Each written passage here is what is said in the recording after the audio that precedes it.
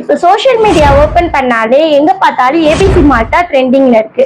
நம்ம RS organic மால்ட்ல இருக்கு ABC malt பத்தி பார்க்கலாமா?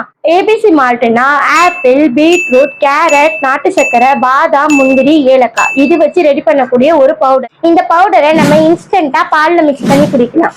இந்த பவுடர் நம்ம எடுத்துக்கும் போது நமக்கு ஹேருக்கு, ஸ்கின்னுக்கு, பிளட் பியூரிஃபைக்கு எல்லாத்துக்குமே ரொம்ப நல்லது.